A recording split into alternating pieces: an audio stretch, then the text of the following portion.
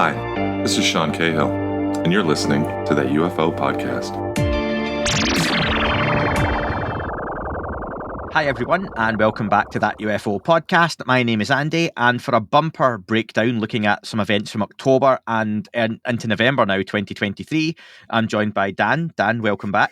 Hello. Yeah, big few weeks and a big week ahead of us too. Dan, question for you. Mm-hmm. Actually, more of a demand. Can you sit back a little bit from your microphone? Oh, yeah, for sure. Your sound wave was huge there, and that's not a compliment. You beat me to the joke. Yeah, massive sound wave. Very lucky. Thank you very much. So, yeah, Dan, lots to go through. It's been a week or two. It kind of piled up, and even I think some of the news, even on your side, probably became irrelevant over the last week or two because what was a little bit of an announcement became the news, and things are kind of kicked on a little bit. So, we have got we could say we're going to go kind of, I don't know, improvisational here. I don't know how to call it that, but I've got notes. To the stars. We'll go to the stars with our discussion.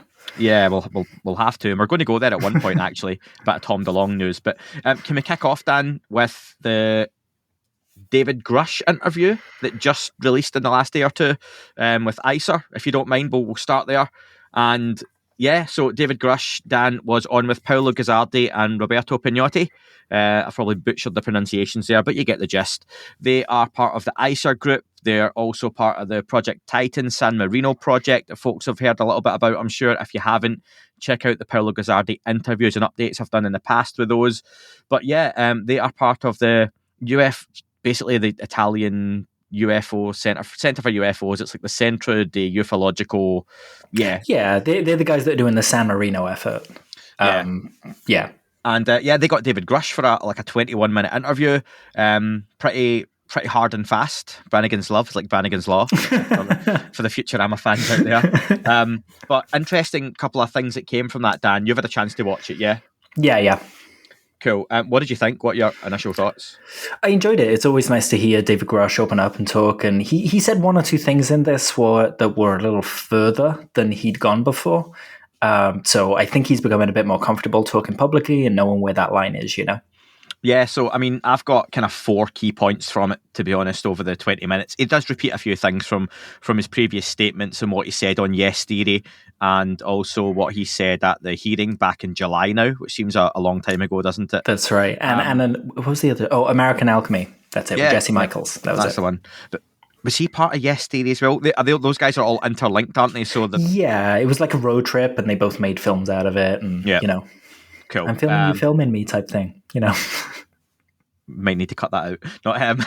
So the ICER interview, David Grusch, 20 minutes. First part for me was quite interesting when he mentions about the number of craft, and he says, and this isn't necessarily even related to the UFO side of things, but he says he can't say the exact number of craft because that's classified, and he's discussed that with the IG in a classified setting, but he could say it was in double digits. And he couldn't say exactly because foreign intelligence services could also pick up on that number. And I suppose that's something you have to think of, that I'm guessing he's getting at China and Russia here because he mentions China. I think he actually mentions Russia too within the interview. Imagine China know the US have 9 recovered craft of non-human origin through various either shared intelligence, which I'm sure a little bit of that goes on with this stuff, even with them being, adversaries, but also things they've found out through kind of backward channels, things like that. But they might not know they've got 13 or 14. And if they did suddenly find out, so say David Grusch comes out and says, the US have 14 recovered craft, China go, oh, when did they get another 4? Where have these came from? We don't know about those. Where are they from? And that, I can see how that is a national security issue. So that is one thing. I'm not on the side of it. I would still love David Grusch to come out and say, yes, there's 14 and here's the details. But I get why. And I think I've spoken to enough people, and people listening to this, Dan, people like yourself, we've heard enough of these folks now speak, I think, to start to understand why some of this stuff, at least, is a national security issue. Yeah, I completely agree. There was a bit where Grusch spoke about kind of like a Cold War arms race behind the scene, and it made me think of that TV show Debris that, it just had one season. And it was kind of like about a black market to do with UAP debris, basically, UFO debris, and how countries were stealing that from each other all the time and stuff like that. So even that comes into play. I'm sure if the US found out a country with less kind of investment in the security than them had a piece of something, they would just try and go get it, right? So you've got to be aware of stuff like this and just kind of hold your tongue. It sounds like I said, Dave is getting to the point where he's more comfortable around that line, and he doesn't need Charles McCulloch III sat behind him, tapping him on the shoulder when he approaches the line. But at the same time, you can eke little bits of information out of this stuff. And we're not in intelligence, but when you see someone on YouTube, even analyzing body language, you know how much they'll hang on to like one tiny inflection or like a blink here or there. Intelligence analysts are going to be that exponentially more, So the tiniest thing that Grusch says can be taken and run with, and it could be really dangerous. So I get it. Do you know, of all the things, slight sidebar, I get the most shit for all the stuff I've done, it's almost exclusively about the Penturk stuff, and I still am getting emails from people to this day and comments on the YouTube slating the fact that I dared disagree that was a legitimate case. Is it just Kaz Clark, just under different emails though? Probably. God bless her. But, God forbid someone's got a differing opinion. As if I wouldn't want it to be a legitimate case, Yes. Why wouldn't I want the UK Roswell to be legitimate? But just in my opinion, it's not. But hey-ho. Sorry. Back to the legitimate stuff. David Grusch. There's one for the bit of hatred. David Grusch, so he mentions that, and I get that. You'd be inviting more pressure, because spying does happen and all that stuff, So, I get that. I can understand why he can't go into exact details. But fair play, he says it's into double figures. So, I imagine he's saying that because he knows that foreign adversarial bodies know they have at least 10. Sure. And he can say it's double figures because that could be 10, 20, 30, So that was pretty interesting. Statement off the back of that then, that was Biologics came in a variety of states and morphologies. I'd like to discuss this, Dan. So Biologics, we instantly went with, from the hearings, alien bodies, right? Sure. You think a little bit outside the box of some of this stuff. Very different to me at times, and I'm just curious what has been going through your head in the months. And this word came up before. This wasn't a word exclusive to David Grusch. Okay, this has been a word that has been used. However, Anna Pasolka used it, and various other things. He has popularized it, so that's sure. just it's David Grusch's word for the moment. Much with most of the UFO topic, it's not new. It's just stuff that's been around before and comes back into the lexicon. So, what goes through your head then? Sorry, when you hear Biologics, what are you thinking? If I said to you, Dan, sorry, I'm interrupting and doing that thing I hate people do. How dare you? Just for context, for listeners who maybe haven't heard too much about that, if I came to you, Dan, and said, I have some recovered Biologics from a crashed craft, what would you be expecting to see? So, I mean, immediately you're thinking of bodies, right? But then my mind goes, well, why aren't you saying bodies? Why are you saying biologics instead of bodies?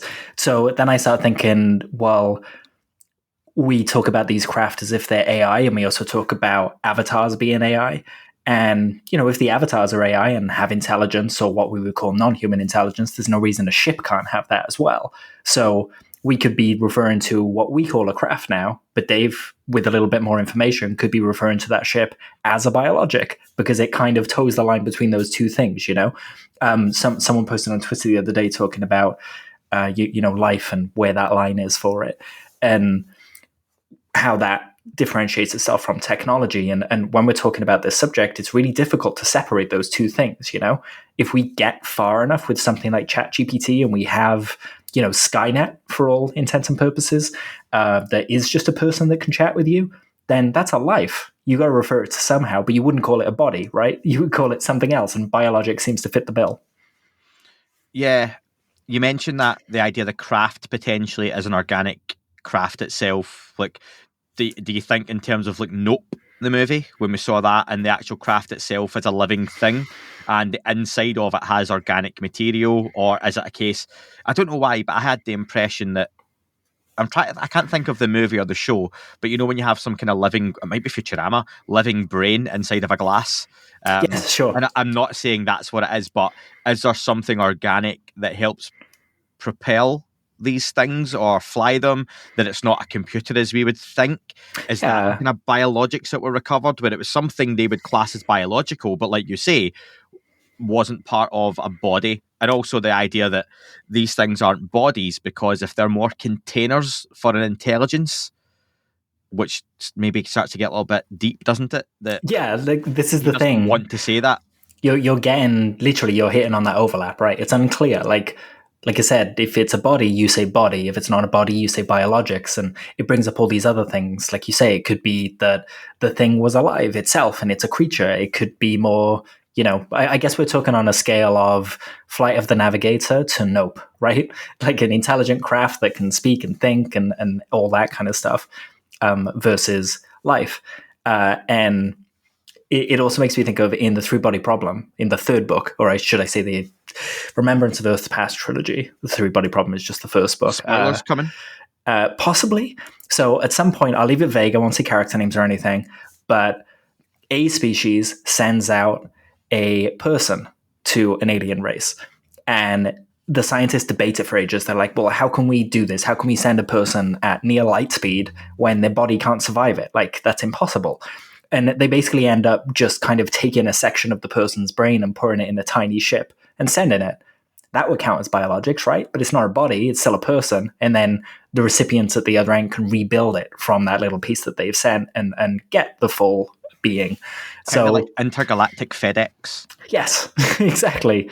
The less stuff you have, the more you can push towards the speed of light, because when you hit the speed of light, everything becomes everything, and it's difficult to move anything, with actual material. I immediately think of the end of the movie Seven, and maybe that's what Kevin Spacey was trying to get at when he tells Brad Pitt to open the box.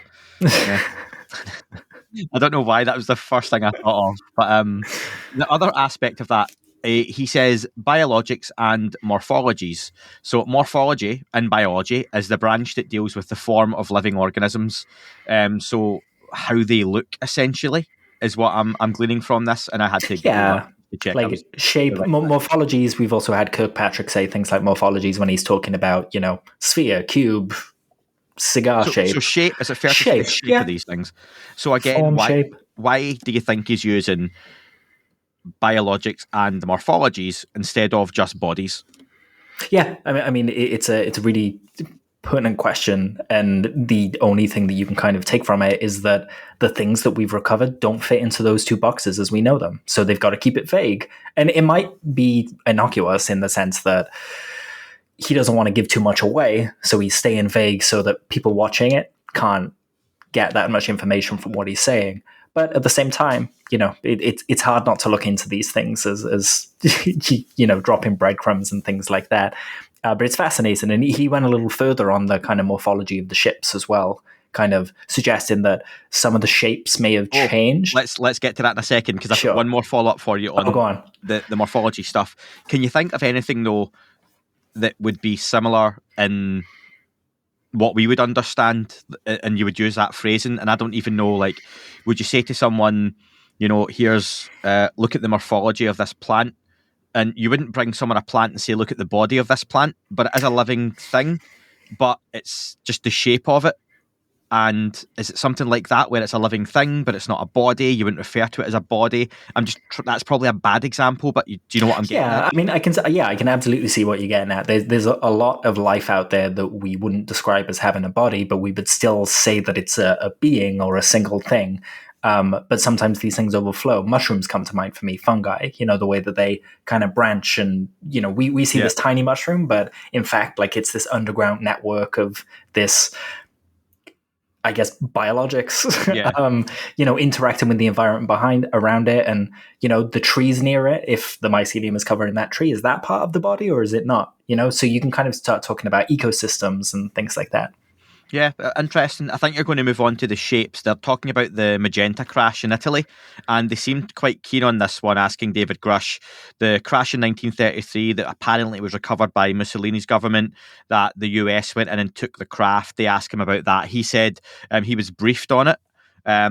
He mentions the shape of it was reported to have been bell or acorn shaped, but I think the interesting point you're probably going to get at, Dan, was to do with the fact he said the people who recovered it or briefed him believed that shape was due to the impact Yeah. and the fact that it was probably more double plate shaped or classic saucer like, and the impact crushed it to more of a bell shape, which is pretty interesting idea, isn't it?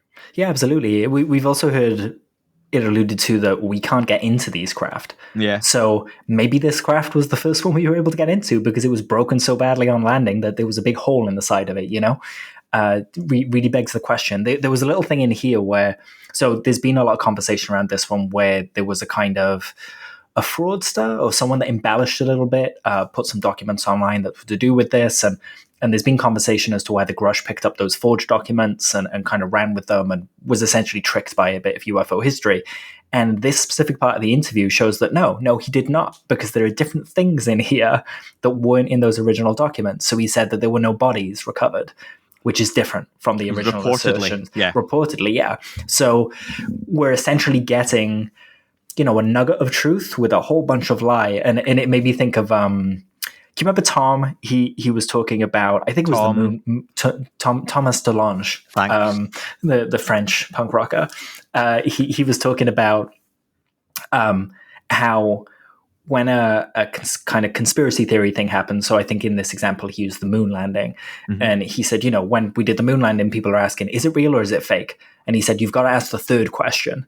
Those are the two questions you're being provoked into asking. So instead of asking, is it real or is it fake, ask maybe, what did we find there? Or something like that. You kind of got to come at it in a different way.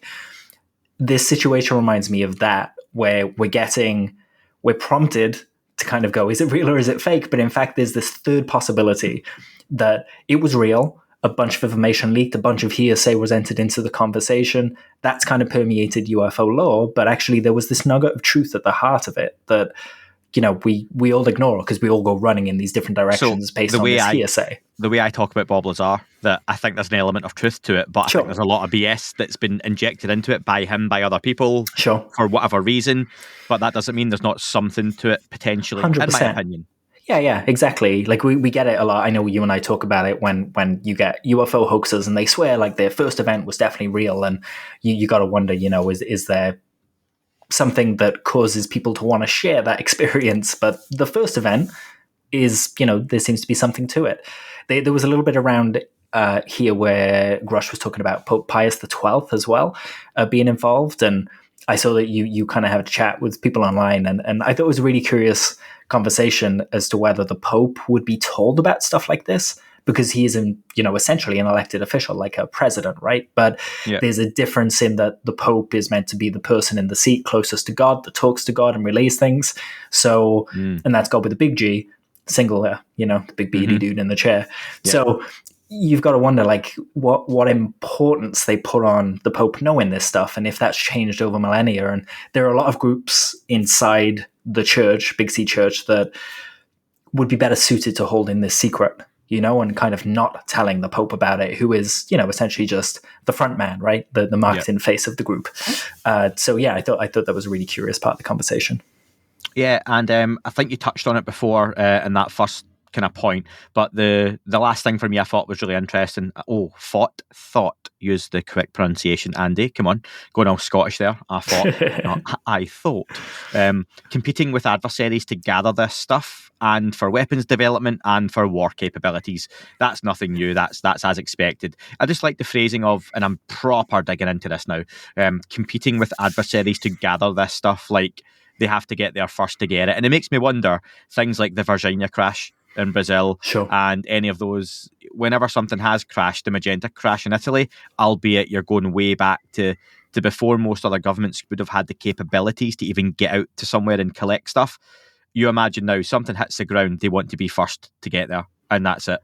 Yeah, absolutely. In any way, shape, or form, right? And we saw a kind of permutation of that this past little while, where something that was supposedly came from outside of our solar system was, Avi Loeb went to recover it with the Galileo project. If that was a craft, would it even still be there, is the question, right? Do you know what I wonder? So going back to we're going to touch on the February Shootdown stuff in a minute, just with the Ross Coulthart piece that happened a few weeks ago. The Ross Coulthart piece happened a few weeks ago. But I wonder, is there any element of the public side of that, as weird as it sounded to everyone else, that the US wanted or expected China and Russia to try and gather the stuff that crashed as well. So they made a point of saying they went out and couldn't find anything because they wanted to watch and see what or who China sent in to potentially try and recover stuff that they say they couldn't find, but they had already been there and got it. Yeah, quite possibly. And it's telling as well, right? Like if they say we couldn't recover it and there's a group in China that kind of goes, I think that's BS, we're going to go look anyway.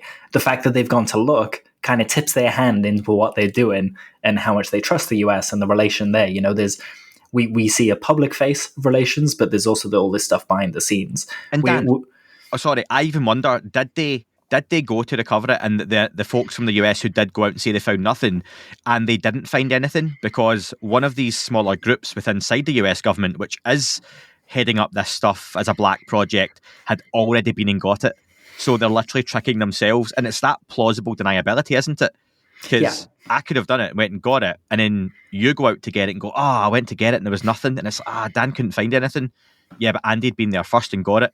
But he's not told Dan that he did go and find the crashed craft and has it stored away. So there's that deniability where you do have defence spokespeople and the White House pressers and staff standing there going, we couldn't find it, and they're a bit confused and they look stupid. But that's fine because you don't want them to know you've got what you've got. Yeah, exactly. And we think they look stupid, but like you're saying, like if they're convinced that is the truth, they're not saying stupid things. They're saying what they experienced, right? Yeah, perception is very much reality. I don't think there was much more from that interview, was there? It was pretty short. Have you got anything? So there was the little tidbit that Dave said he wasn't able to interview anyone who had first-hand knowledge of the US government being in communication or working with non-human intelligence, and that's just rumor or speculation that a few people he interviewed alluded to, but he couldn't talk to someone with first-hand knowledge. So one, that shows you that Dave isn't interested in people who, just peddle in rumor and speculation. He wants to talk to the people who would have had a hand in that, and he couldn't find them. They might still exist, and his phrasing suggests that maybe they do, and he just couldn't get to them. He also said that when he gave over the locations, he made a point of saying, we're talking addresses. We know where these things are. And that's something that Lou alluded to as well. I think you asked him once about, would you know where to go kick the door down? And Lou was like, yeah, absolutely. I know exactly which doors to kick down and which walls to break in. Lou Elizondo, former. Lou Elizondo, sorry, yes. For people who won't know who Dan's talking about. So, yeah, safe to say they know what the programs are, or at least the programs that Dave Grusch is talking about. And this is, once again, kind of one of the things that shows that Kirkpatrick is just having a laugh seemingly, or Congress is not looking at what they're being shown. But yeah, that's the next bit of conversation, I think. Yeah, let's move into that then. And do you know what, Dan? I'll give people a little glimpse into, if I manage to speak to David Grusch, something I've not heard him say in the limited time that he's managed to speak. One thing I would want to ask him, and if anyone gets the chance, if you've got Jeremy Corbell or that listening to this, Ross Coulthart, if you do, I want to know what he's been asking in these interviews. These 40 whistleblowers that he's managed to speak to, what types of questions has he been asking that he can tell us? There's a lot that he can't give us the answers to, but I just wonder what kind of phrasing and wording does he use in his questions to get what he's getting at. I'd be interested to hear that from David Grusch's point of view. It would be really enlightening, wouldn't it? And I guess in the same way as, it would be great to go and become an intelligence analyst so I could understand what Dave would do and how he would action that information. Is he being as direct as saying, have you found evidence of alien life or extraterrestrial life? Is it that direct, or is he asking? Yeah, is he asking questions that invite that sort of information off the back of it? So I'd be curious to hear that, or even just from that point of view, not spilling everything I would ask him, by any means, but as in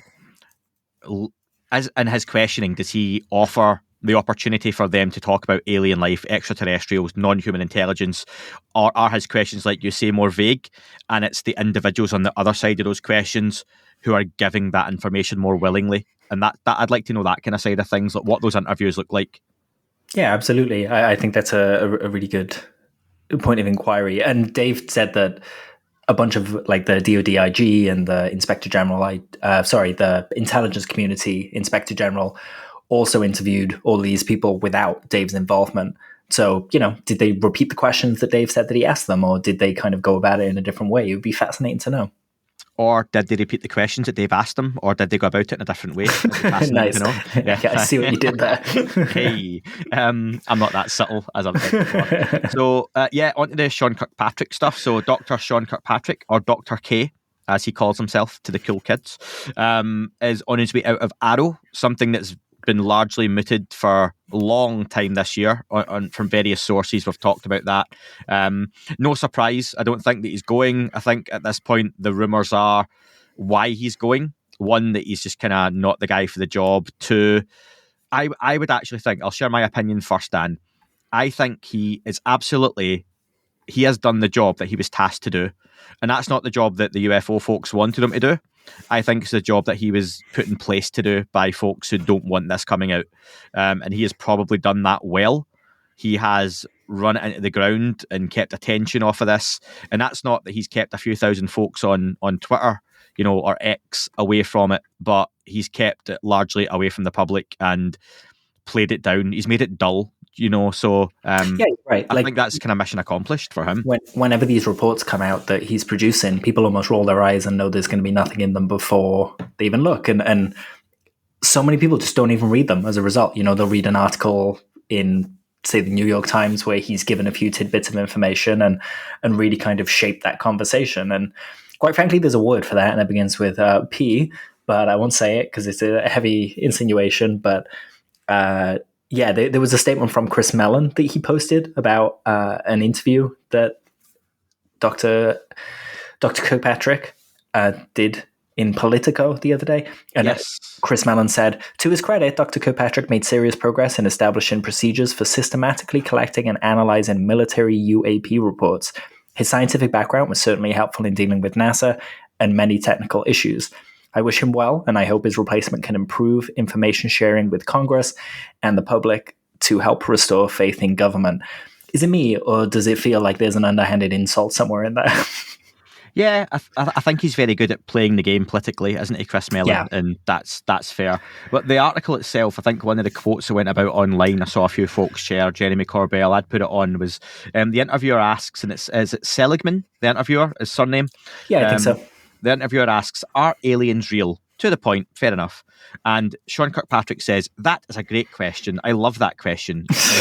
No, he does actually say, I love that question. He does, yeah. Yeah. Number one, the best thing that could come out of this job is to prove that there are aliens, right?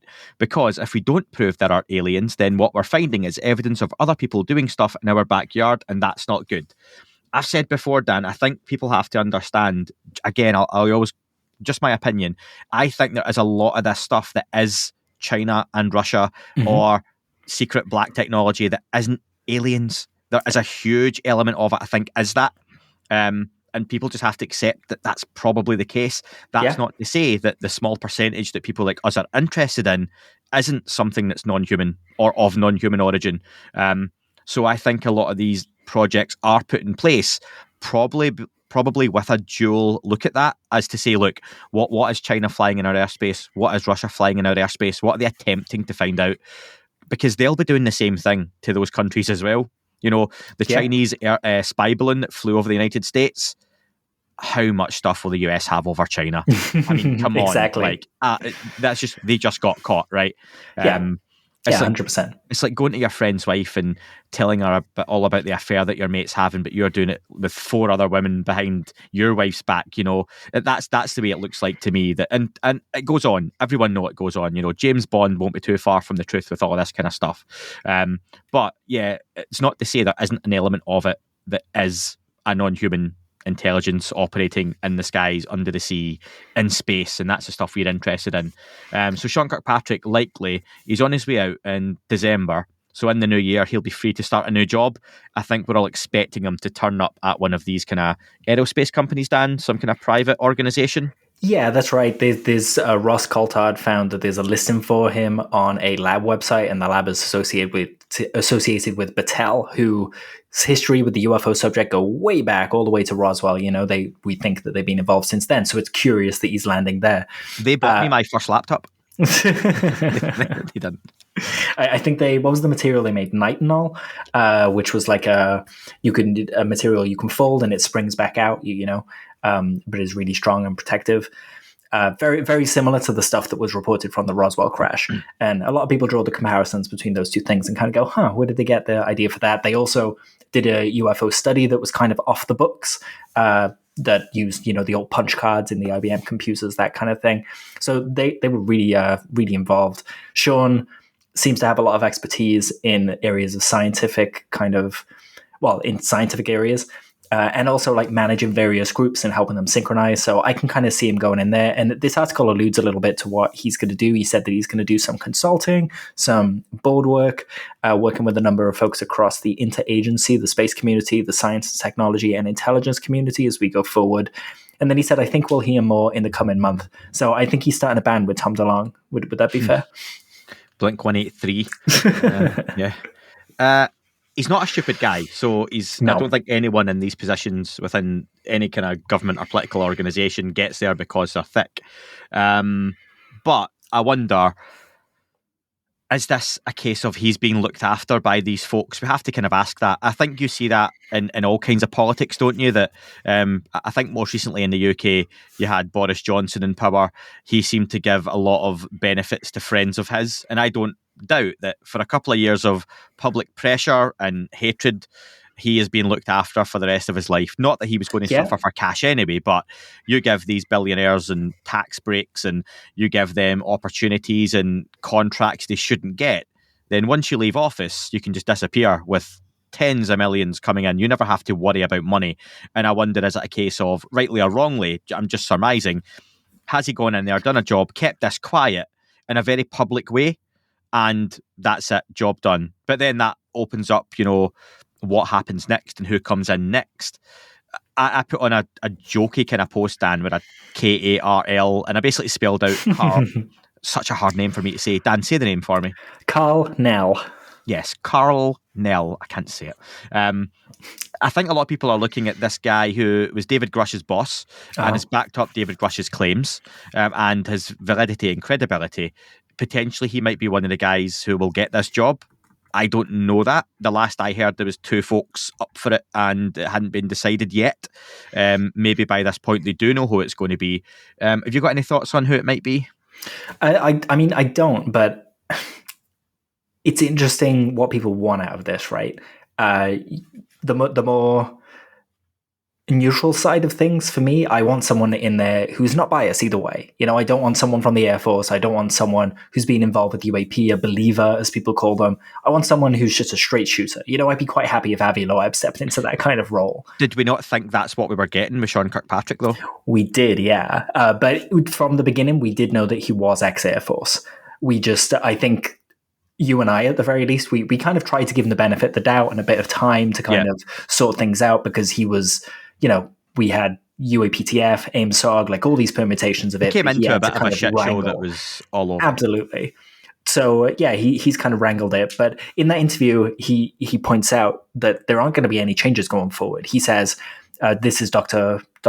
I keep going to say Dr. Brown, but then my brain gives me the K, and should I just say Dr. Clown? Is that? That would be insulting. It would, yeah. I'll be respectful. Dr. Kirkpatrick says in the interview, the office won't get a new name. They're not going to get a major makeover. The team has done a really exceptional job of setting the foundational stone for the vision I had laid out and how we're going to execute on this. Whoever comes in next, that will be really to execute the rest of those foundational stones and ensure that it's projected into the future. So it sounds like he's not expecting a lot to change. Whoever steps into this role is just going to, carry on with more of the same. Quite frankly, I just want someone who's transparent and that doesn't BS, but the same people are going to be interviewing for the job. The same organization is going to be looking after this organization. So I don't expect a lot of changes as much as I want them. Blue Book 2.0 seems to be fitting here, even down to there was 1% of Blue Book reports that seemed anomalous, and you can get a list of them online if you go look, and they're the ones they couldn't explain.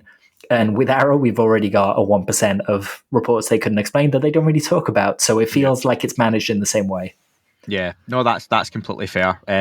Anything else on that from you, Dan? I don't think there's much more that interviewing.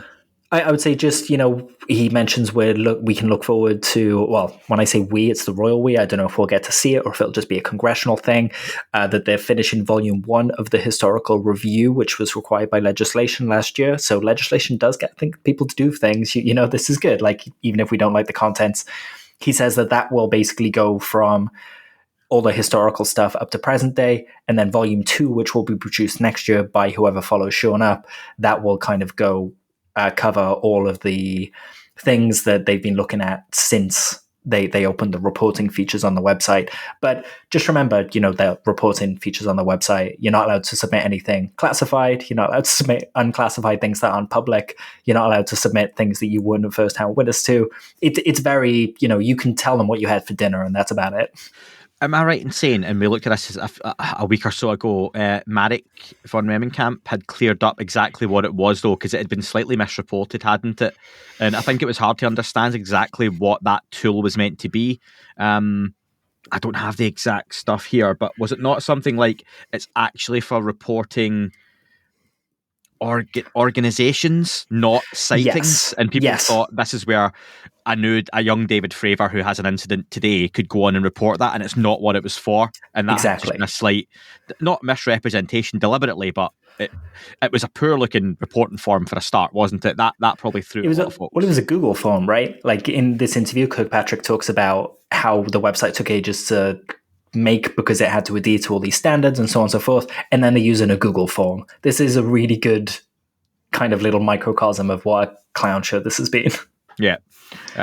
Yes, so let's move on. This week, Dan, the IG, the Inspector General, who is like the government police, for people like me who aren't politically savvy and try to navigate all these different terms and labels and stuff, they're essentially like the police for the government. That's who you go and complain to, and they give folks into trouble and investigate it. Is that exactly a way of putting it? The watchmen. Yeah, or they're supposed to be. But this, and there's various different versions of that as well. But this week, the SCIF is happening, the classified SCIF, with the Inspector General. And is this the one that's got David Grusch in it as well? So it's unclear. There have been a few people saying different things. Matt over at Askapol, he does great work. I recommend go and sign up to his Substack. Like, he gets some really good quotes. And if you ask him nicely, he'll just send you the audio as well if you can't afford to sign up to that. So I love that. There's a paywall to support his work, but it's not a barrier. He was talking to Eric Burleson, I think it was.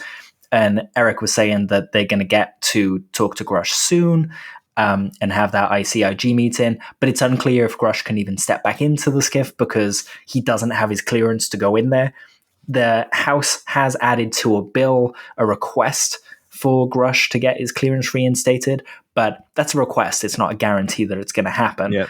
It's down to the office that gives out the clearances, so fingers crossed, but it probably means Grusch isn't going to be in the SCIF this week, but they will get to read the report that Grusch submitted to the IG.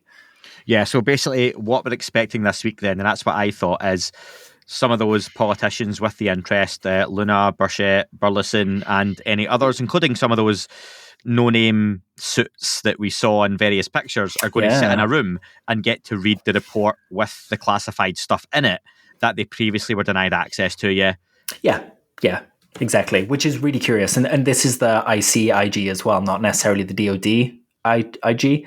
There are two separate watchmen. One looks after the DOD, one looks after the intelligence community in general. So one of them is looking at reprisals, because Dave Grusch obviously suffered reprisals and people trying to get his clearance revoked and affect his career. And the other one is looking at the reports of the organizations that he supposedly uncovered and the people he spoke to.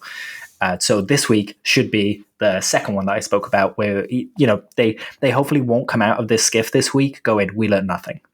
Yeah. And apologies, folks, in advance, right? Sometimes we do get this stuff wrong. There is a minefield to navigate when you're not from the US, and politically, there's a lot of different things to catch up on and a lot happening. And I'm just not a political guy. It really turns me off. So if we get a slight thing wrong, and that's why we try and put it into kind of layman's terms, because that's how I try to look at it. So same, yeah. If you want to drop me an email going, the Inspector General doesn't do that. They're not like the police. They're more of a kind of watchman guy who does. Okay, fine, right. But that's the gist of it. Unless I'm really, really wrong, then apologies. But yeah, and you got the US accent, so there you go. Dan, from Australia, or from America to Australia even, a week or so ago, News Nation ran a Ross Coulthart piece. I think we were all hoping for a longer piece than what we got. Folks stayed up quite late for it. It turned out to be about 4 minutes long. Yeah. On Vargas reports, who it's right at the end of the piece as well. So, it has a lot of eyes on it. And I think for folks involved in TV, the top of the hour and the kind of back end of an hour is quite a popular time because folks are tuning in for the next show that's starting. So they get a kind of overlap in audience usually at the start and the end of a show. So it's not a bad place to put it. And it was about the kind of Chinese spy balloon story, the Alaska shootdowns back from February earlier this year. Folks remember that over the course of a week, the US turned into the start of the movie Signs, didn't it, Dan, for a couple of days where it looked like there was some form of invasion happening in the skies over the United States. Various different systems were picking up objects coming into US airspace that had to be shot down, had to be intercepted. And it all got a little bit interesting for a few days. You literally, the way you phrase that, then I'm picturing the whole thing as the start of a movie. Like, sir, we've dropped the filters and there are 20 objects over the US. It wasn't it? It was so like, this is getting a bit odd now that it was a lot. It's kind of like I think we said at the time, it felt like a modern day UFO myth in the making, and it's galvanized as that now. Like we have the Chinese spy balloon, but we also have these other weird objects. And there was so much. We had reports from the pilots that one of them avoided a missile. Yeah. We have reports that they couldn't damage one and that it was interfering with the systems of the jets that were approaching it. So there's a lot of vagueness here, and this is a really good example of an area where a little more transparency would stop people injecting their own stories into this. And to be fair, there was the Chinese spy balloon. Everyone saw that because it was filmed by the public, which was fantastic by several folks. There was the alleged hobbycraft balloons. Some kind of hobby organization said of their balloons was potentially shot down. The Pico balloons. With a couple of $100,000 worth of missile being shot at it. Yeah. That makes me wonder. You know how if you have a balloon and you throw something at it, and as the air changes in front of it, the balloon moves out the way? Sure. Is it possible that shooting a missile at some kind of hobbycraft balloon, it would move? And I don't want to go all Mick West here, but I could see why a missile would move a really lightweight balloon out the way. So could that look like, it's evaded the missile? Yeah, it's a helium balloon, mate. Yeah. I mean, you're bang on there. Like we've got to. This is exactly why we've got to be open to things having a prosaic explanation instead of immediately thinking it's UAP in the sense that it's extraterrestrials visiting us, non-human intelligence. It's okay to call it UFO if we don't know what it is, but we've got to balance it with those kind of ponderings. Yeah, but the really interesting one was the object over Alaska that was shot down and apparently not recovered, Dan. Chris Mellon said there was a lack of information from the Air Force on this issue at the time. They were obfuscating. It was strange that so much information became public, but you feel there was a narrative being controlled and played out at the time. NORAD issued a statement denying any jets had intercepted any UAP, which is, again, could you look into the wording of that, or is it a case of that they didn't, or are they just outright lying? Yeah, I mean, you could say the same thing if they failed to intercept it, right? Like, they didn't intercept it, cool, they just didn't go well then, Yeah, and that could just be like, just clever use of language or really obvious use of language.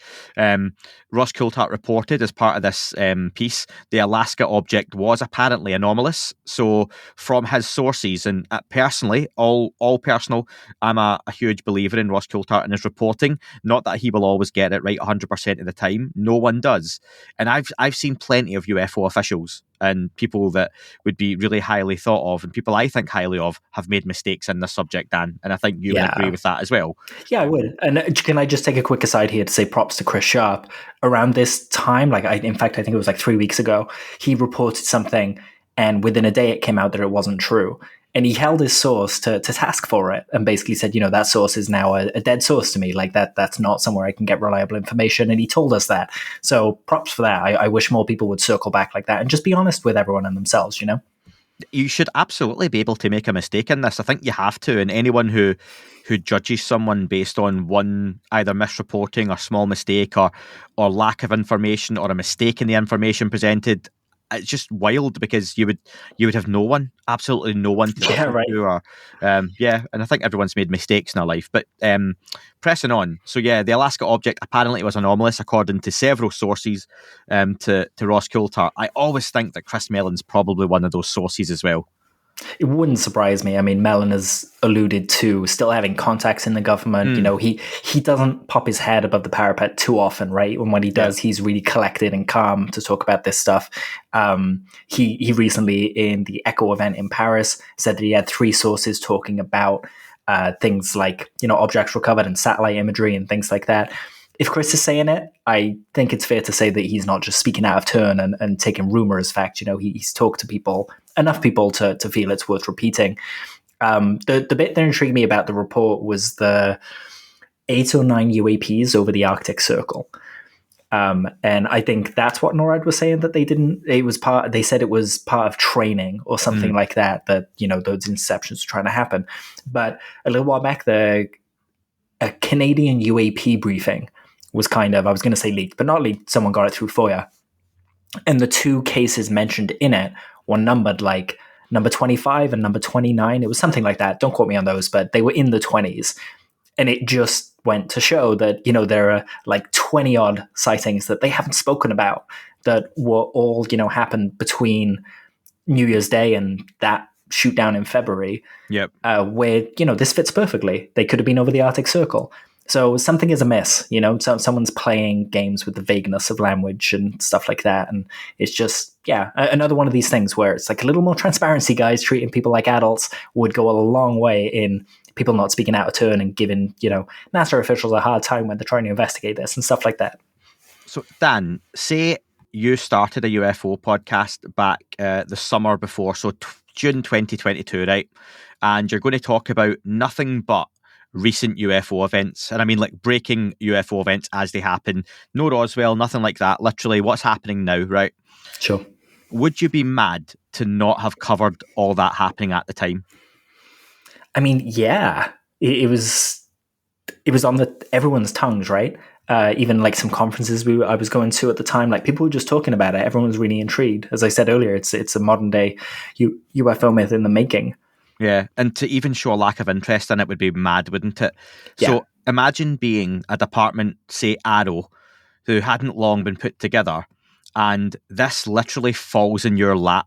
The huge story, a breaking story, something that's literally happening, you know, in real time. Not that it happened last week, but these folks would have known this is happening now, and we're getting these things, etc., etc.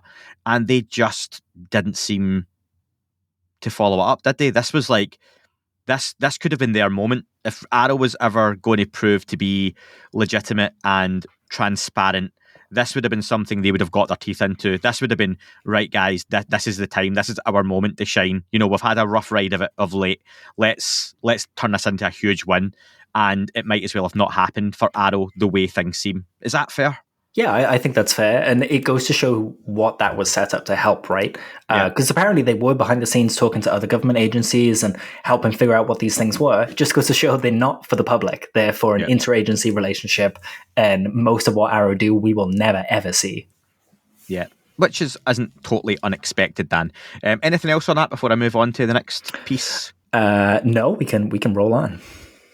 Awesome. And speaking of keep rolling, Limp Bizkit frontman Tom DeLonge. Blink-182 frontman, Angels and Airways frontman, Boxcar Racer frontman. Dan, any other frontman that he's that is it. Like maybe some bands way back when, but yeah, no. This professionally. So, just a little interesting aside, on the 3rd of November, Newsweek had an article out, and I'll put the link for it in there. People may have seen. Blink-182 star Tom DeLonge suggests ancient civilizations could have been wiped out for angering alien life forms through disobedience. Something we've discussed before, but I just wanted to bring this back up. Where do you sit on this idea? And it's something that, again, if you've listened to the Diana Pasulka interview recently, thank you. That came out on Monday on the free feeds, and part 2 is out on Wednesday. It's been up on YouTube now. She's done a few interviews roundabout. Make sure you check those out. I enjoyed various different conversations she's had. James Iandoli of Engaging the Phenomena had it on. I always think James, any interviews I do is similar to him, have a different take on it and different angle of attack. Yeah, So, sure. You can definitely see the you and James. Like it's a good example of how you bounce off each other. You'll listen to those interviews, so you're not repeating what James is asking, or vice versa. Whoever goes first, And we've got different interests in the same guests, which is always good. But yeah, so she mentions the idea about the Greek gods, Roman gods being something that might be relevant to the whole UFO phenomenon. I won't spoil too much, Dan, but if you don't want to know the end of book 1 of Secret Machines, skip 10 seconds. The last line is basically the Greek gods never left. That's something that follows on through the books. If you're back, spoilers past now. So Dan, I'll bring you in on that. Your thoughts on the idea, and this is very much one of those sidebars. We talk about the UFO subject sometimes having that spider diagram where you go UFO in the middle, then alien, and then different planets, and then off that different galaxies, dimensions. One of those other sidebars would be gods, angels, demons, and then Greek and Roman gods. Were they real? ? It would seem people like Diana Pasulka, really serious religious historian, Tom DeLonge, and others have this impression that maybe they weren't figurative gods and they literally existed, still do exist, and play a part in whatever this UFO phenomenon is. Where do you sit in all that? I find that really compelling, purely because, we say Greek and Roman gods, but they go back further. We can trace them back to Mesopotamia, Sumer, the earliest human civilizations that we can find. They seem to have these figures of divinity that they bow down to and kind of see as the sky gods, or I need to say dogs then, or just other things, historians kind of say, they're personifying the natural forces and things like that, but there seems to be something other there. And the more we search, the more we kind of find these ancient megaliths that we thought couldn't be there, and our history goes back further than we ever know. Recently we spoke about Homo naledi and that find, and it's not just that. There are loads of other hominids and hominoids that have just populated this planet with us. We were never alone. It just seems we were the only ones left. So even in that sense, it's completely true. That there was something other here with us sharing the planet. Then to think that how old this planet is, how old the solar system is, science keeps finding that they don't have things quite right, and life exists kind of in everywhere it can, and it begs the question, why couldn't we have developed as a species before, where our history only goes back, not that far at all, really. We're looking 50, 70k years, and then it kind of falls apart and the evidence becomes scant, and there is evidence to show we were here before, but this is such a small, tiny amount of time, and the planet is so old that I just think it's silly to brush it off the table to kind of say that nothing came here. And when we say the word gods, that's what they called them. We could see them and kind of go, it's a drone, they're using a drone, and they're kind of making a big dragon in the sky with a drone, and people that don't know what that is and have no frame of reference for that think of it as a god. There is no reason why that couldn't happen. We know the universe is expanding and things are getting further apart. Could everything have been closer? Could it have been easier to planet hop than we think in the past? Yeah, absolutely. So I think it's a really compelling idea. Yeah, it's like, look at me holding this orange. Well, it's not, you would say it's not an orange, it's a fruit. Okay, someone else says it's a ball. All right, okay, well, actually, it's food. Well, yeah, it's all of those things. Yes. Doesn't mean any of them are wrong. And yeah, absolutely. Maybe not look at it too much like, for anyone who's religious, apologies, but folks who study books that are thousands of years old and believe word for word that those things are still true. Just the story of my wedding day in 10 years has changed so many times. Not that we're wrong, you just start to misremember things, stories change, other bits come into it. And maybe not look at these things as being word for word recollections, or even the entities or people described within them as being 100% that's what it is. But like you say, it just all goes back to, in any religion, there were beings or entities that were more powerful or had different capabilities than we do, who were kind of in charge of things, maybe creators initially of what we are, what we became, or maybe they decided that we would become the dominant species on the planet as we know it. very much we heard Lou Elizondo and others talk about the idea 70,000 years ago, our DNA got a bit of a boost. Our genetics suddenly leaped forward of where it should have been. Maybe something played a part in that. One of the worst movies of all time is Marvel's The Eternals, Dan, as you know. But not to say that some of the ideas within that movie potentially weren't correct, that godlike beings, a superhero movie essentially, played a part in our civilizations through the ages. Sometimes they got involved, sometimes they didn't. Yeah, exactly. Small moments here and there, and even they in that movie kind of there's a struggle as to how to look at humanity, to whether think of them as I guess experiments is the wrong word, but to think of them as their subjects and beneath them and that they rule over them, or to think of them as one of them and to respect them and live alongside them. There are different takes in that film, and it's a really good kind of way of showing it. And the nice thing about that film is it bases it on Babylon and things like that. It goes back through history, so there's a lot of. In fact, if you read Secret Machines, you'd probably be able to connect a few dots between those two pieces of media. We have the Emerald Tablets and Babylon and the cargo cults and things like that, all worshipping these godlike figures who. The godlike figures are not gods to them; they're just people, right? They're just here to kind of help guide and nudge. And then there's the idea that we have the story of the Tower of Babylon, right? That we tried to build this tower to the gods, and we were seen as egotistical for doing it, and the tower was knocked down, and humanity was struck down to start again. To do something like that for a spacefaring civilization, to just nudge an asteroid into the planet, to just wipe it clean and start over, no sweat, So it's not that far out there, and the more we look, the more asteroids we're finding. There's the one coming up called Apophis that is going to be kind of a near miss. One of my favorites. And that's just one of the ones that we can see, and we can see it because light's reflecting off it, that the sun is bouncing off it. There are asteroids and meteors and stuff out there that don't reflect light in the same way, that we can't see them. Is it not particularly, which is a terrifying thought, that ones that are coming straight towards us we can't see? They've got to be coming at an angle. Yeah, I mean, if they were coming from a certain angle, we just wouldn't see them. They've got to reflect sunlight, otherwise we won't see them. And this is why we're starting to look into the universe with things like infrared, because they let us see different things, and we can kind of start tracking things in a different way. But there are absolutely, ways that these things could come at us that we wouldn't even know, and that's how we see those videos. If you just search meteors blowing up in the sky and stuff over Russia, there are a whole bunch of videos. That's how things like that get through our planetary kind of alarm system without being known about. Great idea for a science-based kids book, The Sneaky Asteroid by Andy McMillan. Sneaky asteroid, and everyone just dies at the end. Yeah, it just hits the planet and blows up. Yeah, everyone's dead. Good night. The end. And on that note, just to round up, Dan, any pieces we were going to cover off that are maybe a little bit older now or just worth touching on? Yeah, so just say, the Sol Foundation is, their conference is coming up this week. It's the 17th to 18th. That's going to be great. There is going to be a video of that after the event, but Gary Nolan has said that they're just going to edit it and make sure that everything that people say they want in there, because it is like a private conversation space. It's invite only. So they're trying to treat it conspiracy theories. Yeah, well, Gary had said they're trying to treat it academically, that in a proper serious academic setting there would be a kind of embargo on any discussions of papers that would go out and whatnot until proper reviews had been done. Everyone was happy with what had gone out, and they're just looking for that kind of same respect to be held with this. So I don't think people will see too much. I've had quite a few listeners get in touch with me who are going to chat. But again, I won't really say anything about it until afterwards, but one or two of them want to come on and just chat with me and let me know exactly what it was like, what was said.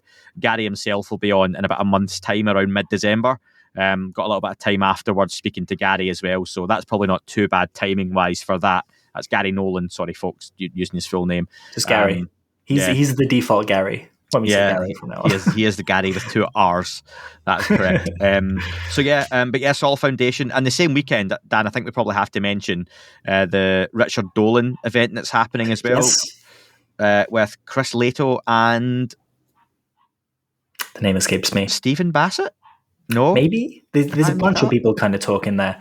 But you're going to be hosting, right? You're going to be asking some questions. No, and no, things? no, no, no, no, no, no, no, no, not that. No, that's not what I'm doing. Oh, that's not okay. No. It's like they asked some folks to moderate on the live chats. Basically, there were levels of involvement we could get involved with. They also have asked, and we're having this conversation live, Dan. But when they emailed me about it, they had said they were going to be reaching out to you as well. I think they just want some folks within the community who are interested in the subject to kind of man the live chats. And I've seen a few other names get thrown up as well.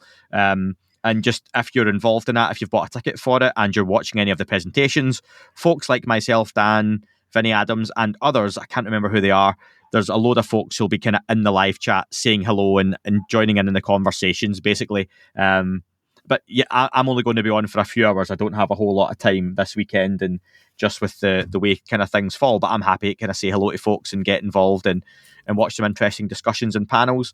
I think tickets were from like $29. Oh yeah, it's Stephen Bassett. Stephen Bassett. So it looks like an interesting kind of lineup, all virtual as well. So you're not going to be at the Sol Foundation. You won't see anything for a few weeks. Richard Dolan's always worth a listen to as well. So yeah, absolutely. Definitely get that checked out, folks. I'll put the link in the description as well. On the other side of the coin, and I'm pouring it here purely because of how you just spoke about the academic conference and how things are presented and how you roll things out in a respectable way so as not to cause controversy. There was a follow-up on the Mexican mummies, the Gaia Mummies.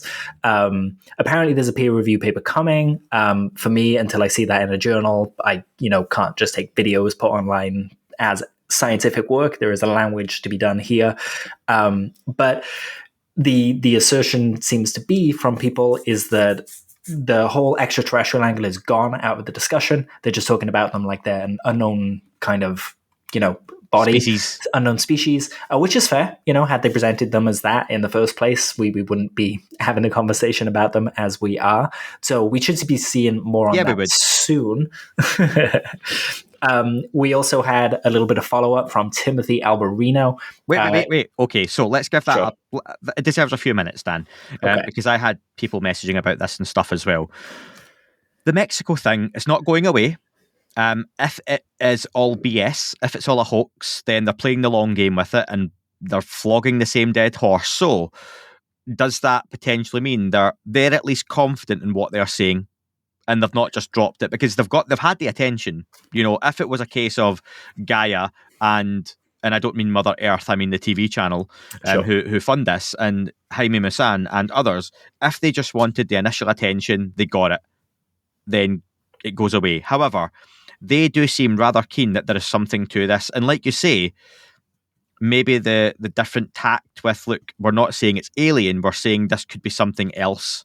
And then obviously the conversation can loop back round. So I'm still not changing my position that I hope there is something to it. I don't think they handled it. Do you know what? I'm not even going to say I don't think. They didn't handle the initial presentation in the right way. And when we say they as well, we need to be careful. The recent thing was a different they. It was a different group of scientists that come in. The initial one, the first one when Jaime and Cole came out, and Ryan Graves was at the event. For a second, yeah. And then left, but didn't know that was happening. That was all badly handled from a PR point of view. And I've had various people go back and forward. And generally, pretty respectfully, I'm always happy to debate and converse with folks and disagree. But I was like, I'm not backing down on the fact that they should have let that go. George Knapp has said to me on the podcast, it wasn't, this isn't new, that he had wind of the whole ATIP story at the same time or before the New York Times did. He agreed to step aside because he knew Leslie Kane, Ralph Blumenthal, Helene Cooper had a bigger platform than him, and it was only right that they got that story out because that's the way to do it. Mm-hmm. Me breaking a UFO story and Joe Rogan breaking a huge UFO story are two different things. Yes. I would love it from an ego point of view, and if it was my story, fantastic. But I think there are times where you do have to step aside and go for the greater good. You have to let something else, someone else win out on it. That's what should have happened with this. So yeah, I'm not backing down on that one. That's my opinion. I'll die on that hill. However, they're persisting with it. There are academics involved. There are scientists. Just unfortunately, like 99.9% of people involved in this, I don't know who any of them are. Dan, are you familiar with the No. various scientists and academics? And that's not a flaw. That's just because we are not at those universities. We are not based in those countries. We are familiar with the usual names that are on social media for the most part, okay? That's just how anything like this works. You are familiar with the quote-unquote celebrity or well-known names. I would hope and like to see any of them get involved. And to Jaime Maussan's credit, on Howard Hughes a couple of weeks ago, he mentioned after the initial breaking of this story that he would pay for several scientists and academics from the UK, from serious organisations who wanted to get involved, to go out for their accommodation and for them to study the material in the bodies that he's alleging are of non-human origin, or at least a combined DNA, something like that. So that's a fair invite. I just don't think anyone wants to be associated with it at that level. I can also understand that. Because of the rollout, right? If it was just presented at a scientific forum and it didn't have, and no disrespect to Jaime, but he has been involved in frauds in the past. This might be totally different. It might well be. But waving the bodies around with ungloved hands and unprotected, like, it doesn't speak to them being like these incredible specimens. It needed to be presented properly, and that's what we're seeing when people from Johns Hopkins University and places like that don't want to get involved. Had it been presented properly and had the work been done behind the scenes and then the papers presented and that was the first we heard of it, this would be a different conversation right now. I am not going to name names here, Dan, and I don't want you to either, because you're going to know what I'm talking about, and some listeners will and some won't, and that's fine. It's not a big deal. But there's another thing that's been discussed for a while online, which has alleged videos as evidence. Most folks seen them, to do with an event that happened a while ago that wasn't UFO related at the time in the mainstream news, but is now being linked to potential UFO, etc. You'll know what I'm talking about, yeah? I don't have an interest in pursuing that. Okay, maybe I'm missing out on the biggest news story of all time. That's fine, and I'm willing to be at peace with that. However, again, it's to do with presentation, the way it's been handled. All the best, and it would be fascinating to find if something did come from it, but I'm just weighing up the likelihood, the logic behind it, and ultimately, when it comes to the podcast, if it's something that I don't want to talk about or interview on, then I'm not going to do it. Either I'd be hypocritical, or it's not something I've got enough knowledge or interest in, or I just feel it's not the vibe or the tone. And that's I just want to put like exclamation marks around that. I don't have enough knowledge in, and I feel like that's the issue here. When you go on Reddit and you see old people kind of go, "Oh, they're definitely aliens. They're definitely this. They're definitely that." Yeah, these people don't work in genetics. They don't. There are a few kind of in there that say they do, but by and large, none of us in this community have the expertise to understand what these scans are showing us, what these DNA readings are showing us. People like Gary Nolan do. So we kind of have to appeal to authority and listen to the data as it's brought to us and the conclusions that it's brought to us. And do you know what, Dan, though? People will argue, and it's fair, that there is a lot of scientists and academics involved in this second rollout, and they are authority, and that's fine. But it's the lack of any other interest from folks who normally do have an interest in this that makes me step back and go, why? Yeah. If they're seeing red flags, there's probably something going on. And I think had the new team be the ones to roll this out in the first place, again, the conversation would be different, It shouldn't have been a UFO hearing. You can't just declare something's an alien because you don't know what it is. If I'm really bad at identifying things in the sky, everything's a UFO. You need the expertise there, even if you disagree with what they say. If I brought James Fox over to debut The Phenomenon 2 in the UK and rented a cinema in Manchester, right, and we're all there having a good time, James has a Q&A, and at the end of it I go, aha, I've got a surprise, and I wheeled out an alleged piece of crashed craft, right? And I was a big chunk of metal on a table, and I went, folks, this is a piece of crashed craft. It's had various analytics done on it, or analysis done on it, from some scientists that none of you are going to know about or know of. Watch this space. People would, I'm sure some folks would go, oh, wow.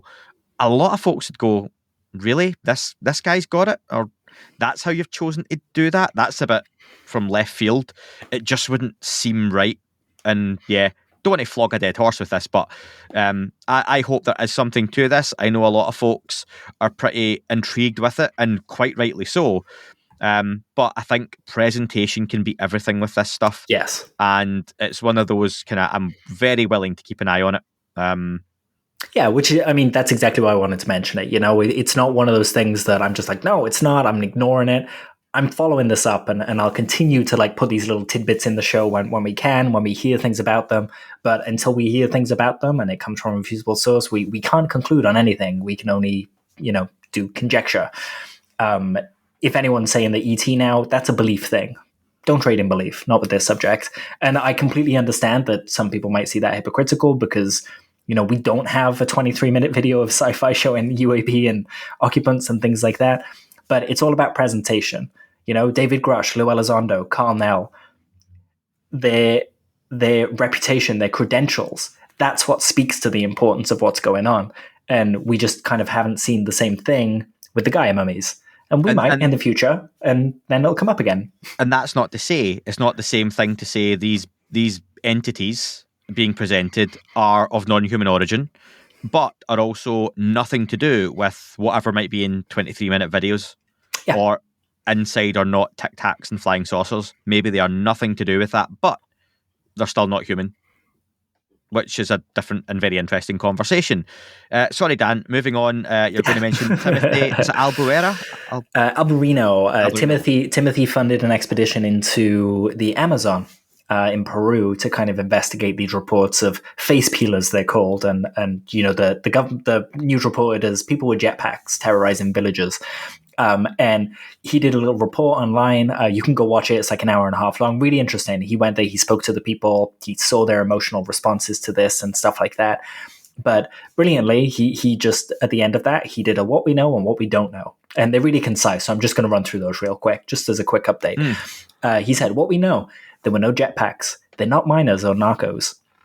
They do peel faces. They were both male and female victims. The perpetrators seem to be using some kind of advanced technology. The Navy didn't investigate it. It's not mass psychosis, and it's not paranormal. What we don't know is whether they're human or non-human. The objectives of these perpetrators seem unclear. Whether it's anything to do with sex or organ trafficking. There were reports of aliens and mantids. Couldn't clear that up. Stories from both sides of the fence. And whether bloodlines are related seemed to come up, but they couldn't confirm anything. What they did do is give all the villagers that they come across a bunch of infrared tools, cameras, things like that, got them set up. So if these things are seen again, they can just film them. There was one particular story that they relayed where, and I forget the lady's name now, that's a crying shame, I didn't write it down. But basically she was attacked and they rubbed cream on her face, like a numbing cream. And then they started trying to remove the skin and they got interrupted and ran away. That seems like a really human thing to do, right? Like that's not advanced technology pulling people's faces off in split seconds. So it seems that someone is trying to scare them. There was a video that came out sometime today where someone said a local had filmed a guy in a tree with a jetpack.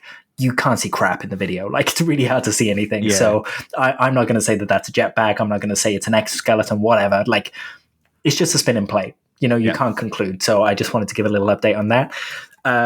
Bryce Zabel, we kind of need like a rundown thing in the background, like do, and I'll just go really quick.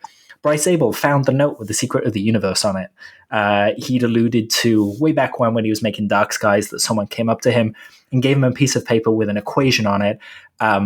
That they said it was during filming, wasn't it? It wasn't during filming. During filming, yep. Of his Dark Skies TV series for folks who don't know what it is, yep. That's right. Really good series. Recommend going to watch it. The guy claimed to be from the Office of the Director of National Intelligence. The man had knowledge of the first episode of the show before it was aired. He said that he was there to help them get things right.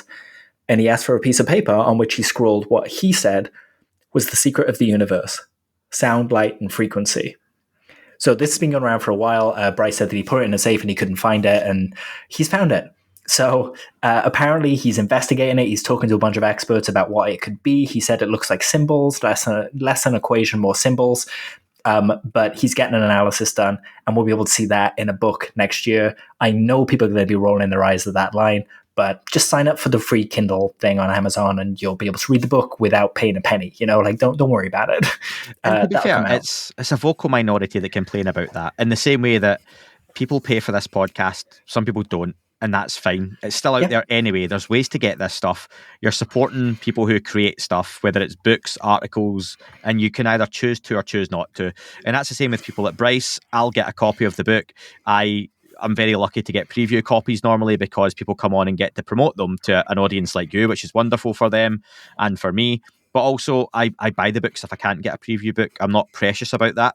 And like you say, Dan, I've got a Kindle subscription, so you can download a copy basically as part of your subscription as well.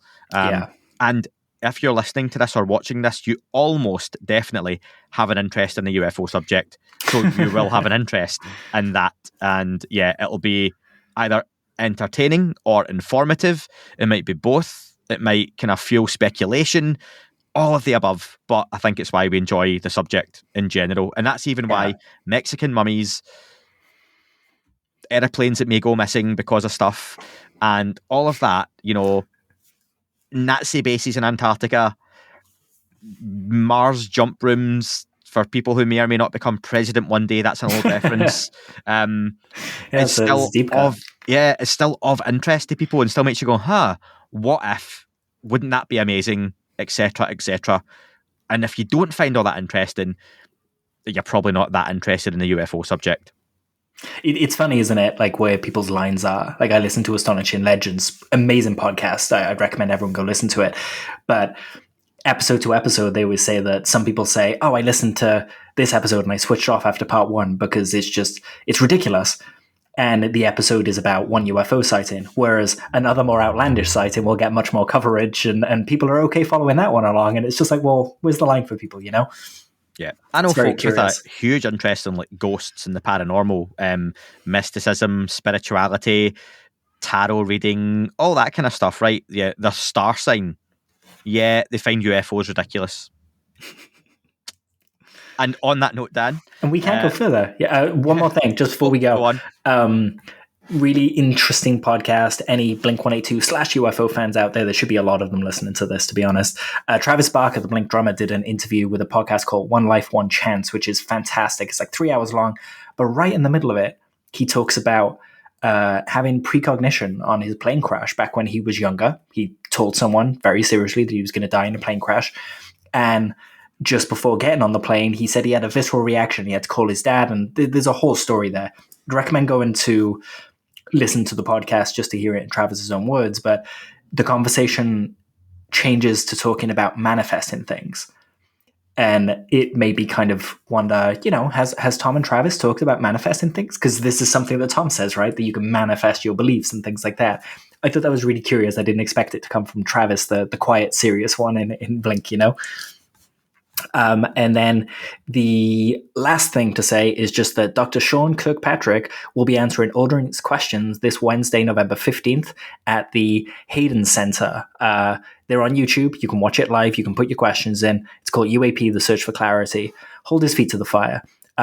These guys, they talk about intelligence, policy, international security, and everything like that. They're a school of policy and government.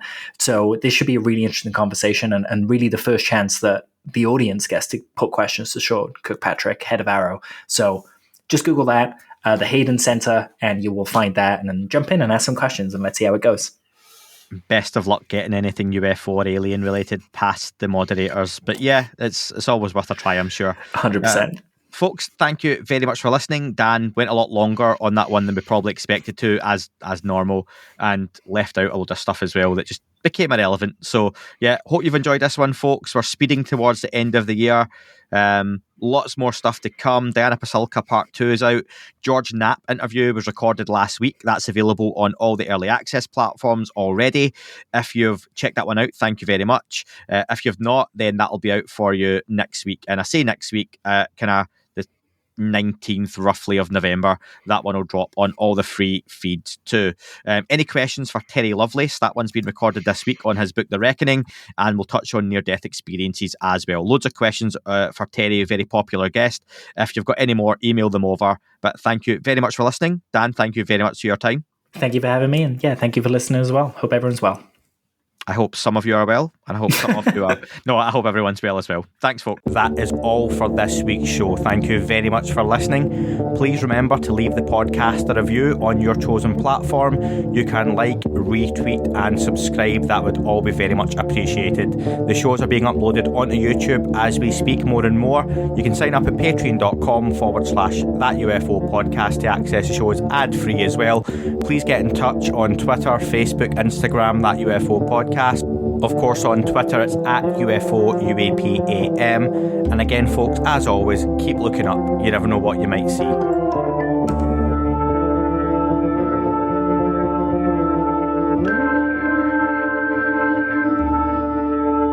It wasn't a tic-tac and not quite a saucer, more like a hubcap designed by Chaucer, a little Baroque and quite steampunk, like Alice was playing bass for the Parliament of Folk. The little fucker hovered right outside of my window, and when I shoved out the screen, he made it an issue. I don't think he expected me to see his ass, but I'd had some champagne and smoked a little grass.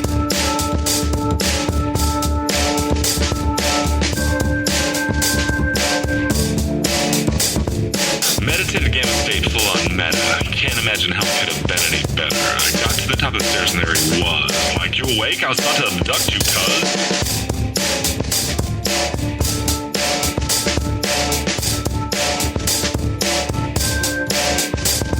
I jumped back and nearly kissed myself, and I climbed out the window after the elf, and I woke up in my bed and there was something on my head and everything was weird and everything was red. And I called out to my boys. They thought this was noise. They thought it was a dream. They thought it was my toys. They thought it was my problems, and they think I should seek therapy, and I don't know what to do because it doesn't really scare me.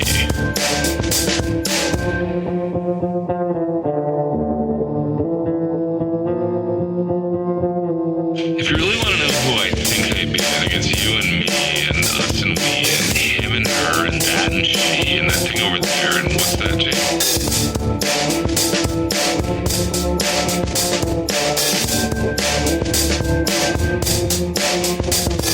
If we're being serious, open your mind, consider your heart, consider time, consider your space, consider your lies, consider your life, consider your eyes.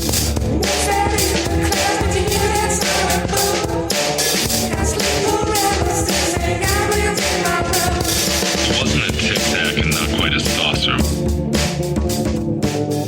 What's that in the class with you that silent boom? Can't sleep around 6 a.m. in my room. It wasn't a tic-tac and not quite a saucer.